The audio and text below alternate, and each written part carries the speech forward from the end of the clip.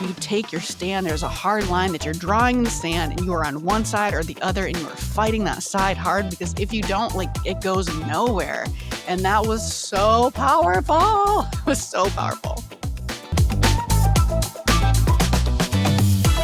Welcome to Critical Darling, the show that celebrates all the hot takes and big feels lighting up Broadway.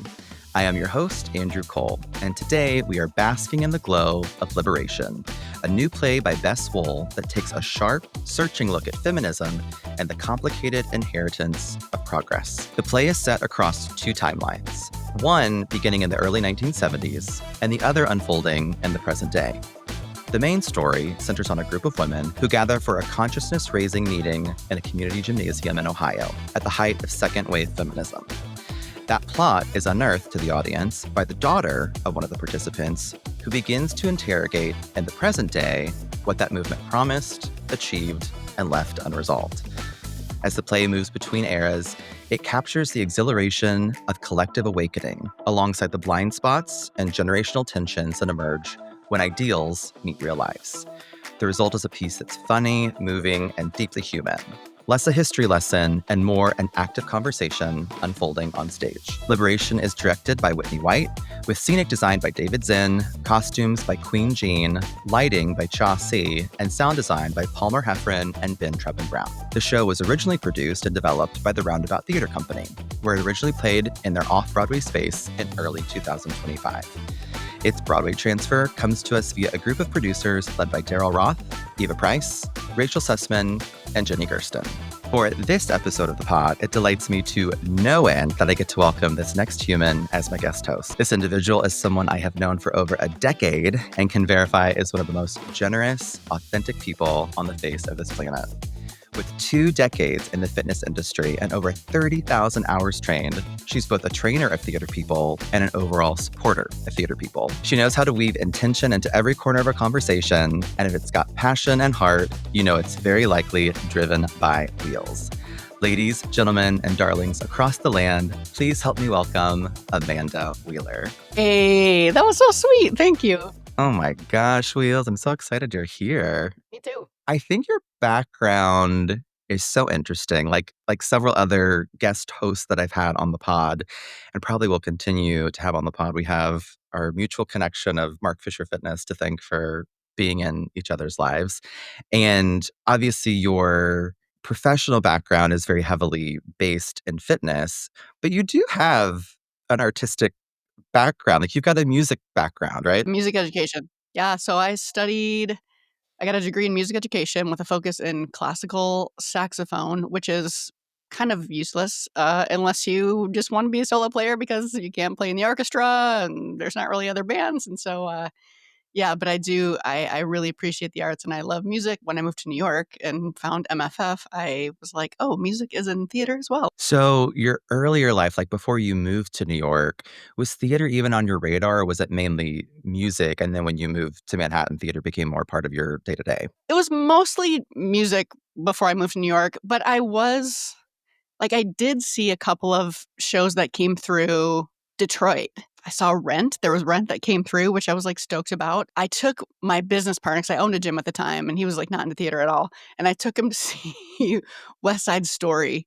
And Yes. he was not into it. He was like, what is this dancing war stuff? It was like really funny, but I was into it, but just wasn't exposed. Like we didn't have theater in my school when I went to school. Like I grew up in a very small town. And so I just wasn't really exposed to any of it at all. But I was interested. I just wasn't really around. Makes sense. And so you probably got exposed to it more, obviously, by being in and around Broadway. And it's interesting for those who don't know, Mark Fisher Fitness, it was heavily patronized by members of the Broadway theatrical community, both on stage and off stage. And I feel like, correct me if I'm wrong, the vantage point that y'all as trainers got to the New York theater industry was probably a really unique one based on who came through the doors. Is that right? Completely unique. And I think almost all of my exposure in the beginning was from people that we were training that were in shows that were like, hey, come see my show. And we were super fortunate because we would get a lot of free tickets because at the time I was like, I couldn't afford to go to Broadway all the time for sure. But it was like, oh, I'm going to see my friends or I'm going to go see people that, I work with. And what was really interesting is getting to experience them just who they are as people, you know, in their naked gymness and vulnerable in their bodies, to then go see the art and what they do. And I think having the connection to the real people who were doing it made it so much more special for me because it didn't feel untouchable. It was like, oh, these are people that I know that are doing this really cool stuff that I want to support. Yeah, it's interesting to come at it from, like, that side as opposed to, like, being a theater fan, and I don't know, there was something that was touchable about it that I really loved, like, when working with those people. I love that concept of touchable because it's both true of what you're saying, your relationship with them as a trainer, but it's also something that I really value and appreciate about, honestly, like Manhattan overall, but specifically like the Broadway and theater community in Manhattan. Like it's all within whatever, a 15 block radius. It's there and it's accessible and it does feel very warm and close, and everybody kind of knows everybody. And there's a nice bit of accessibility that comes with that.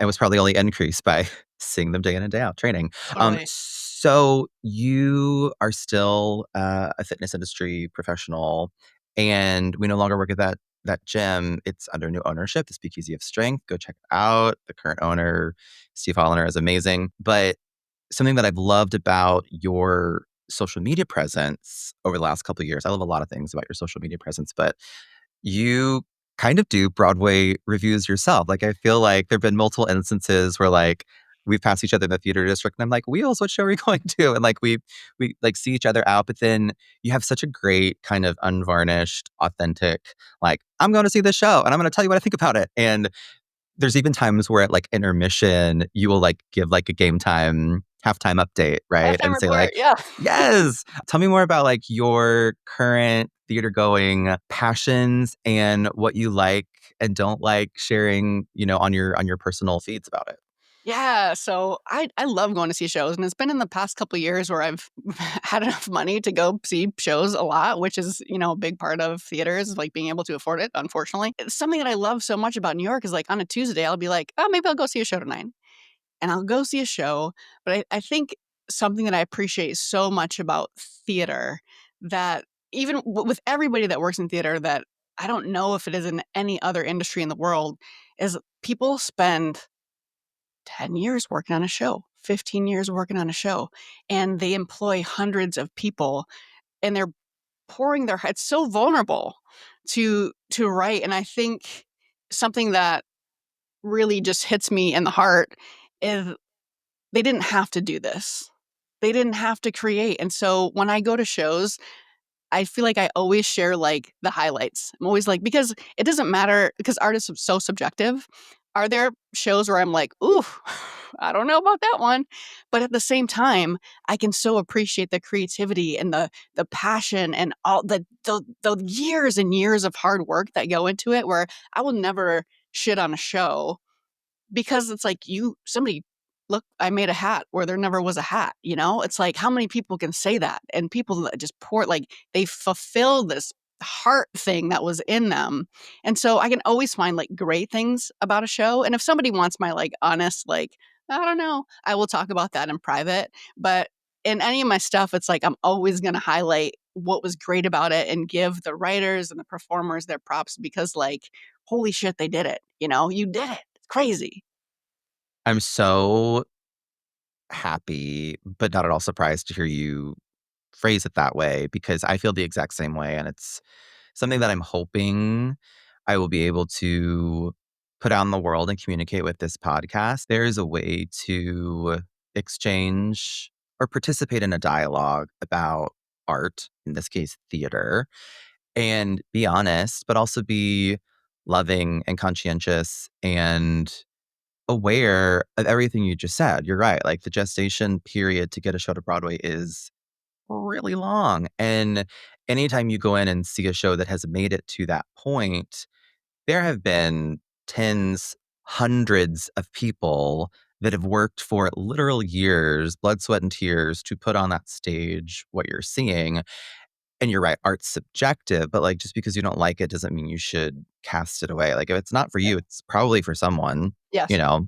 So I'm excited to hopefully take after your words there and share similar approaches and points of view with this show. And I knew for a number of reasons you would be a great pal to see Liberation with, which we can get into that conversation now. Let's do it. So let's do it. The first part of the show is all about hot takes, where we discuss just literally what we saw on the stage, right? From the performances, the writing, the direction, the design, the energy, or even the audience reaction. So, what were some of your hot takes, either before going into this show or right after seeing it? So before going in, I knew nothing about it. Somebody had told me about it, and what they said was there were naked women. And I was like, I'm going like that. I was like, I'm no better than a man.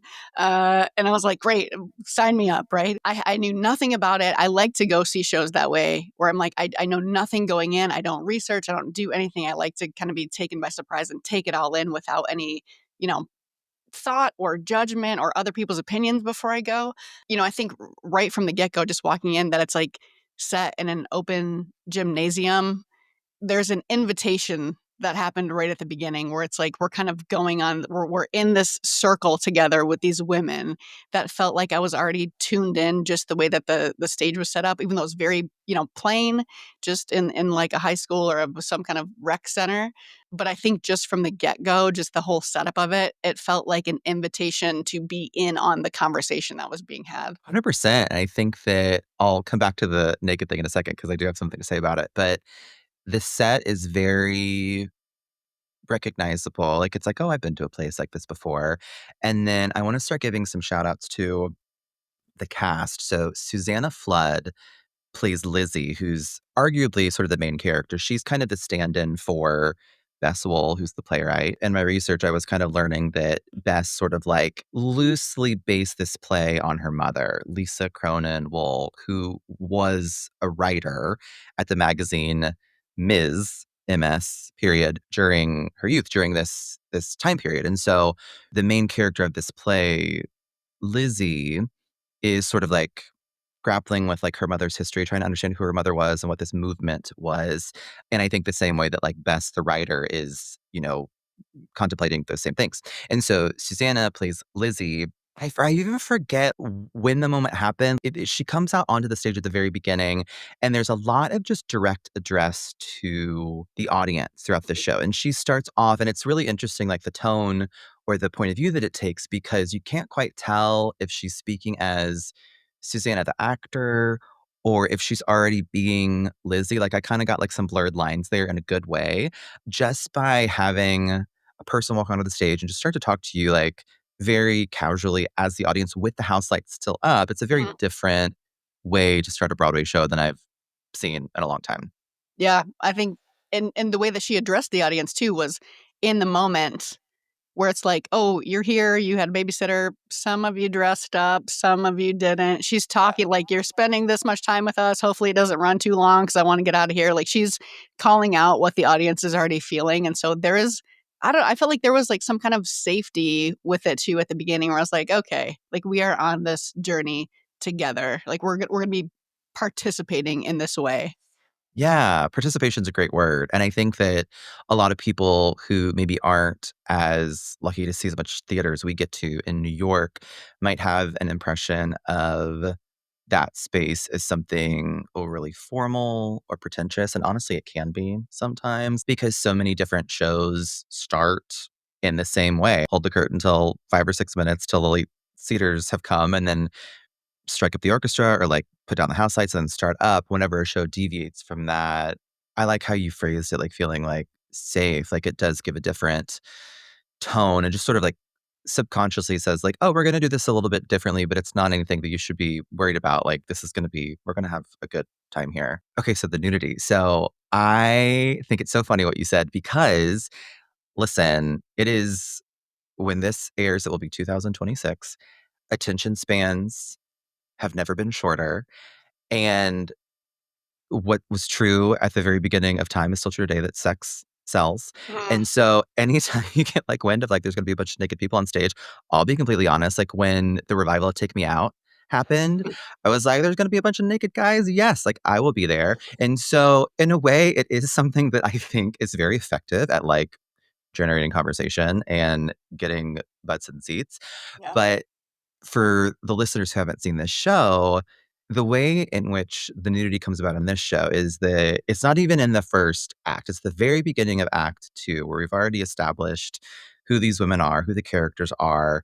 The lights come down like slightly at the beginning of act two. They all take off their clothes and then they're like sitting in the gym and the lights come up. And it's like, it's not played for laughs, but it is like a funny moment. And the reason they're doing it is because these women who are participating in this second wave feminism movement have heard that other similar groups of organizers do this, sit around completely naked with each other as a way to kind of like bond with each other or just like completely let their guards down and be vulnerable. Is that, can you remember if like that was like the stated intention of that? Yeah, I think that was, like, they had heard other groups were doing it. And I think it's also a way to just own their bodies and their femininity or the feminist movement where it's like we can be naked and not be sexualized together in this room. And what was so interesting was you could tell like they felt awkward in one, they're on stage as a real person who is naked in front of a full audience. But even within the group, looking at each other in this women's group, there's discomfort there and they're working through it. And even though it was like people are naked and we sexualize nakedness, it was the least it was so non-sexual, and after a while, it's like they're naked, but you don't notice that about them anymore. You know, it's like you're seeing these women in that space who are they are naked, but, like, that kinda goes away, and it's, like, so not sexual, and it's just part of, like, their own becoming and embodying of, what they think this movement is about and owning their selves. And it was even interesting when they're, like, talking about their other bodies, and I can't remember the woman's name or who she plays in the show. The one who has, like, the perfect body, and people are like, "Oh," and she's it's like she's also embarrassed, like, even seeing I think their own is it bodies. Dora? Was it Dora, Dora? so Audrey not Isadora, Corsa? but the other Yeah. or yeah. But yeah, it was interesting just them taking each other in and, like, just sitting with themselves, but it was so not sexual that, you get the gist of it, but it was a powerful scene. I thought it was powerful. It's a great scene. Yeah, those actors are incredible and super brave to do that, but also, like, in service of the story, and it's really special. I love that they have that in there. One of the other notes that you had told me that was sort of like an impression of yours was how at various parts in the show, different actors kind of volunteer to play the role of Lizzie's mother. Why don't you talk about that for a minute? Yeah, I thought, the first one, I believe it was Joanne. Right, who comes into the gymnasium, she's a Black woman, she's looking for the kid's backpack, she has the boys, she, like, comes in, and she has a very, very small role in the show to start, and it was kind of the fourth wall thing where she was like Lizzie doesn't wanna play her mom because at that moment, it's when the mom meets her dad for the first time, and there's, like, sexual tension, and Lizzie's like, "I can't play this part, right? I can't." And Joanne's like, well, like, I'm not doing shit in this show. Like, what have I done so far? Like, let me volunteer. It's like there's truth. There's so much truth in that they kind of call out. And then when she goes from playing Joanne to playing the mother, even the acting is like the switch, the demeanor, like the acting was so good, I thought, and transitioning to playing the mother role. That was incredible. And then I mean, of course, Margie, who plays the mom at the end, and that her whole demeanor too, just the shift into the mother and like, everybody's sobbing. But I thought it was the way that they did it. I think it was good. I think the way that they switched into those characters were good and the actors were good enough that they could really embody the mother in sharp contrast to the other characters that they were playing. I just thought it was super clever the way that they did it and the way that they acknowledged Joanne specifically to be like, I'm here for like what, one scene? What else am I doing? Like I can play this role. 100%. Yeah, I fully agree with you. And I want to say something on the mom aspect, but I'm going to give some shout outs to the rest of the cast. So, Joanne, the role that you were mentioning, is usually played by Kayla Davion, but the night that we saw it, it was the understudy who was Kedren Spencer. And she was amazing. She was so Amazing. good Yep. in the role. I think she covers two roles in the show. She covers that in Celeste, but like she was awesome. Margie, who you mentioned, is played by Betsy Adem. We already mentioned Dora, Joanne, and Leslie. So Celeste is played by Crystalline Lloyd. Isadora, who is hysterical, the Italian woman, So I funny. loved her. Irene Sophia Lucio or Lucio. Bill, the only guy in the show who's sort of the dad character, he's played by Charlie Thurston. And then Susan is played by Adina Verson. So the whole mom being played by different actors conceit, I guess we could call it, was so effective for me in this because I think I saw somewhere that this play is sort of described as a memory play. And the only other one that I can like famous memory play is The Glass Menagerie. The aspect of the main character narrator who might be kind of unreliable, but not unreliable necessarily in the sense that like they're devious, but more just like they're remembering these things. They're piecing together the story out of their memories. That is a very interesting and compelling approach to take because the character of Lizzie, who's trying to sort of like understand and like learn who her mom was, and I would have to imagine in some aspects, Bess, the playwright, is sort of trying to do the same thing.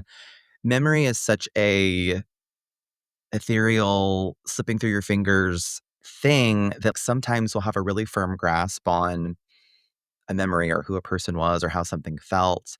And then sometimes it'll just completely escape us. And you can kind of feel throughout the course of this show that Lizzie is really trying to like piece together who was my mom?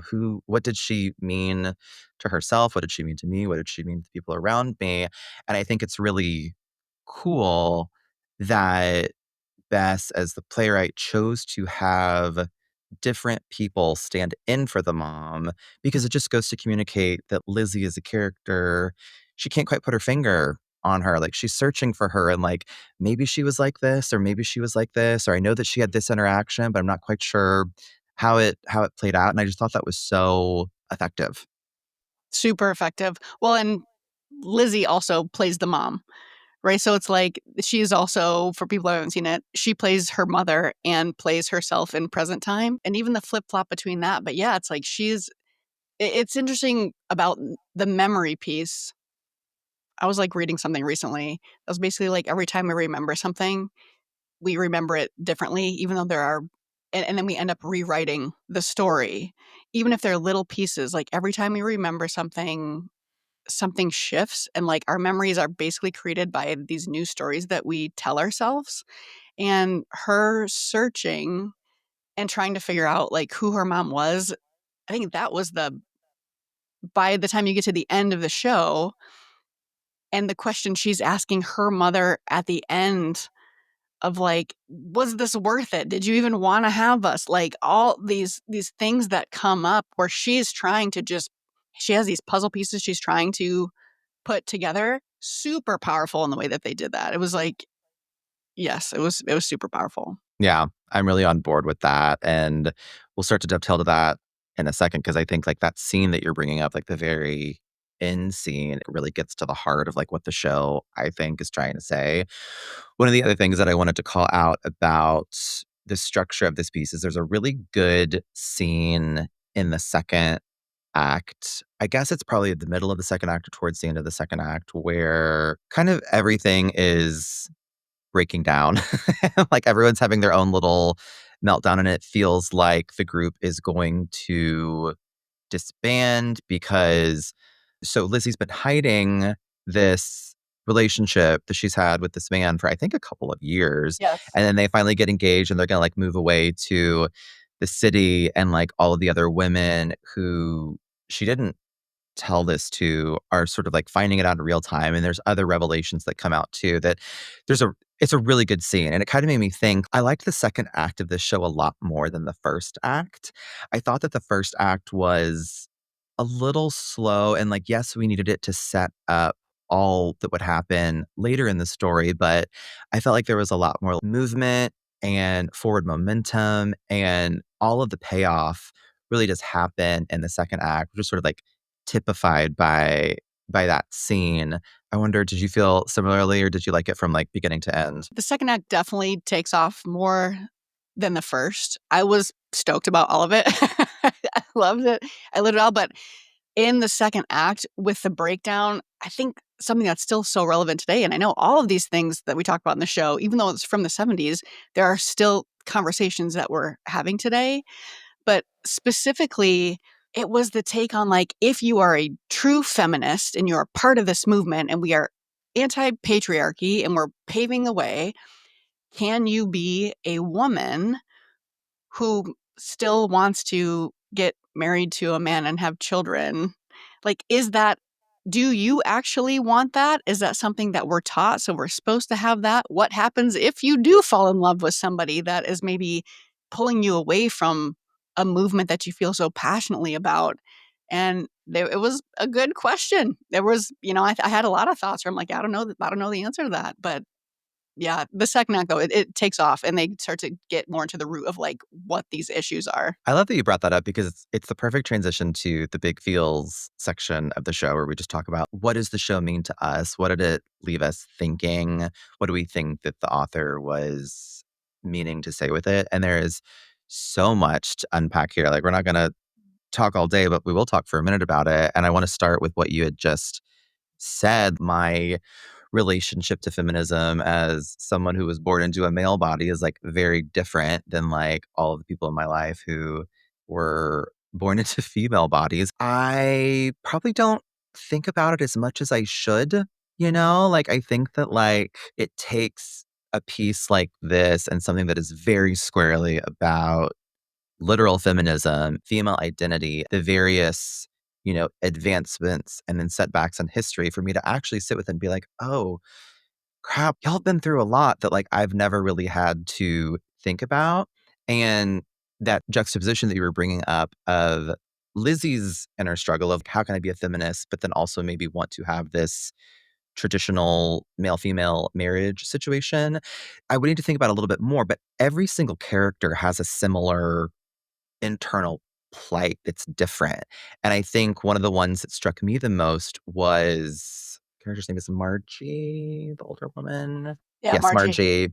She really stuck out to me because her sort of internal struggle was she felt very at the beck and call of her husband and her kids. And she felt very like she had lived this whole life in service to them. If they could only appreciate her more, if they could only acknowledge what a rock in their family she was, and if they could just like offer to do the dishes sometimes or do the chores. And then it gets to the very end.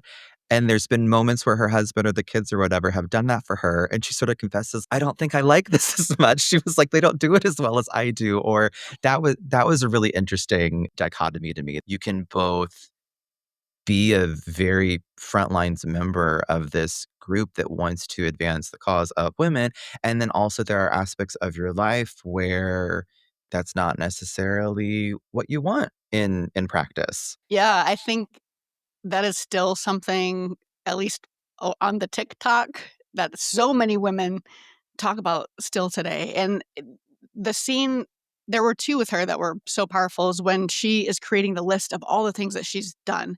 And it goes on not far too long. It wasn't far too long. It was long enough to make you realize, like, holy shit, this woman and women in general do so many unnoticed things from their family, where it was like outside of, like, I do the laundry, I do the cooking, I do the cleaning, I do whatever. I buy the sponges for the sink, I get the dish soap, I do, like, it's like all these really little things that kind of go overlooked. There's a system and there's a way, and a lot of people talk about now, like, weaponized incompetence with their male partners, and maybe same-sex couples as well, but, like, if we're talking about a heterosexual couple where, the man might not do as good of a job and be like, "Oh, you do it better," because then they don't have to do it.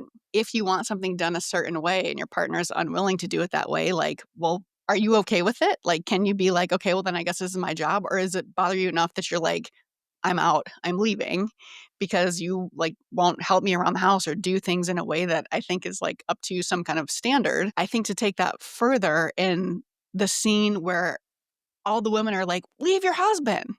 They're telling her she's now, what, in her 60s or 70s, and they're like, "Well, just leave your husband." And what was so powerful in that moment for me was She says, "I've spent my life taking care of this man. I don't even know what else I would do. I don't know what I like. I don't know." But that she ultimately did enjoy those things and was gonna continue to do it. But just her saying, like, "I don't even know what I'd do if I wasn't taking care of my husband and my family." And I think so many women still feel that way, or I have so many friends with children or whatever, and it's like, "Well, what are your hobbies? What do you have a hobby?" The answer is no. For a lot of them, they don't, and so that just it's kind of, like, gut-wrenching, but then for her to also be like, "I am choosing to do this, and I love him, and, like, I will continue to do this." But, like, that was woof, woof. I'm glad you brought up that monologue because it was a really good moment for her, and I think that it just speaks to how smart it was to involve women of different generational, ethnic, geographical backgrounds in this little group of 6 or 7 that they had there, because that character of Margie, you're right, it's set in the '70s, and so she was in her 60s or '70s. She was from a very different generation that, you know, the sort of, like, typical standard housewife duty. I don't often stop to think about people who lived through that reality as their experience, and how just sort of not even suffocating, but like how it just didn't provide a platform for them to craft and articulate their own identity. Like they just that wasn't available to them. That was a particularly heart-wrenching moment. You had also made a comment about something that you walked away with was why perhaps the movement didn't progress as they would have wanted it to. You wanna say a few words on that? Ugh. This was, like, kind of I feel like it was toward maybe more like I can't remember when it was in the show. I feel like it was more toward the beginning because it hit me so hard, but they're trying to find out Lizzie's trying to find out, like, why didn't this work? Why like, as opposed to, like, maybe some other sectors of these consciousness raising groups for women who are really taking off and, like, there was action, they were doing these actionable things that were really making moves forward, and maybe their group wasn't as much. Lizzie asked, like, one of the characters, maybe it was Celeste, but she was just like, "Why didn't it work? Like, why whatever?" And she said because she was too middle of the road, and the middle of the road is the death of everything. It's the death of art. And I was like, "Why would you do this to me?" Because it was like, if we're talking about anything, especially like, okay, let's say if we're talking about politics right now, which we should not get into, middle of the road, it's like silence is on the side of the oppressor. If you're middle of the road, you're on the oppressor side. And it was like, because you couldn't take a strong stand one way or the other, you're not going anywhere. And it was when she said it's the death of art, I'm like, oh my gosh, if you think about all the art that's ever been made, it's not middle of the road. It can't be. It can't be middle of the road. It's like you take your stand. There's a hard line that you're drawing in the sand, and you are on one side or the other, and you are fighting that side hard because if you don't, like, it goes nowhere. And that was so powerful. It was so powerful. Yeah, it's like kind of the most powerful thing to say, I think. You need to take a stance. You need to stand for something because if you don't stand for something, you stand for nothing. And I think, yeah, we're not going to like devolve too much into politics, but like there is that moment where they sort of referenced having won Roe versus Wade. And that's the one that hit me and they got like a sucker punch. Oh my gosh, like how we've devolved Yeah. in the recent years since then that, like, these women fought for it, had it, and now it's gone for the time being. All the more reason to get up off your butt, do something, say something about it because these things are not these freedoms, these liberties are not ones to be taken for granted because they can and have been taken away, which is just, you know, nauseating. Crazy that we're back to not necessarily square one in a lot of things, but we're trending that way.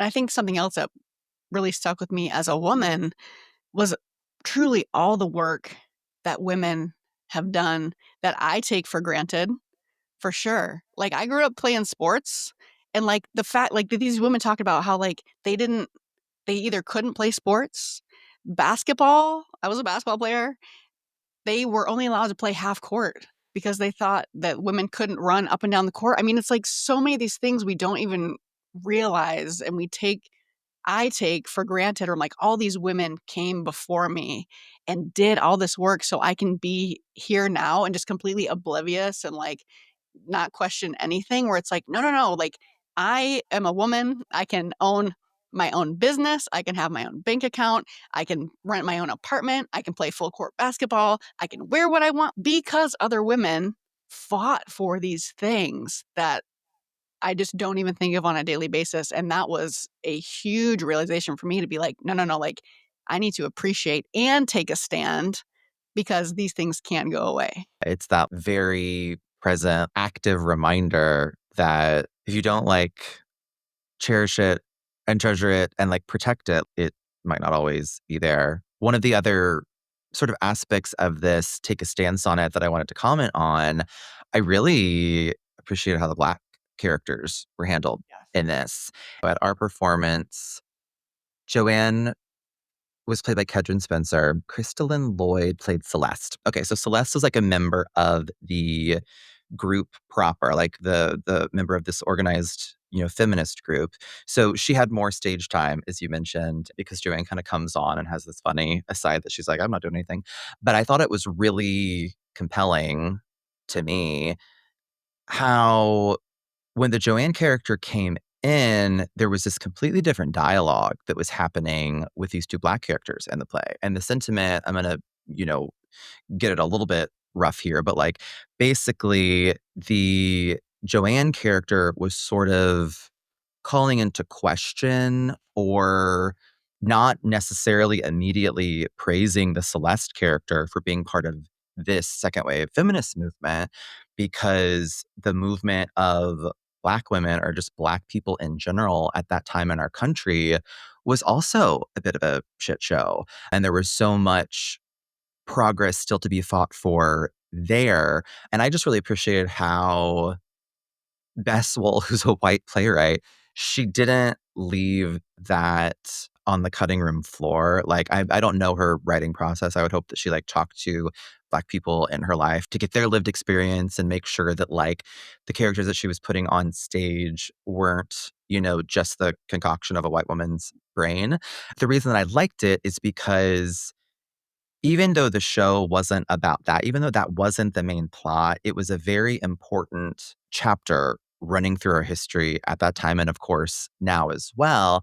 And I think it sort of doubles down on what we were just saying. Don't pussyfoot around it. Like, don't not say anything. Don't just like ignore it because you're afraid that other people might have something judgmental to say about it or because you might not get it right. It's like face it head on and attempt to talk about it because the attempting to talk about it is in and of itself a success. Yeah, with the Black characters, specifically Celeste, I love Celeste.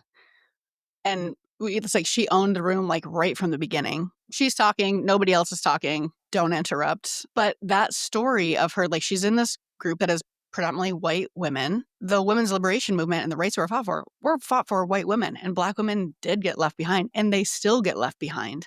And I think what Bess did in the show, which was interesting because this also kind of felt like a conversation with the audience, not just amongst the characters, where she's trying to include Black stories or their experience, and also acknowledges in the show where they have Celeste or Joanne say, like, like, "Thank you," and, like, "That's not really you don't have to tell this story. That's not your story to tell." And it's like the Black women in the show are saying, like, "You're a white woman.